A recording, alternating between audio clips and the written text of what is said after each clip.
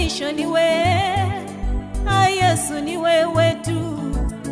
Nikikumbuka ulikonitoa, nikikumbuka magonjwa umeniponya, nikikumbuka vita umenipigania, ninasema ni wewe. Yesu wangu ni wewe tu. Ninasema ni wewe. Yesu wangu ni wewe tu. Peke yako ni wewe. Yesu ni wewe tu. Rafiki mwema ni wewe.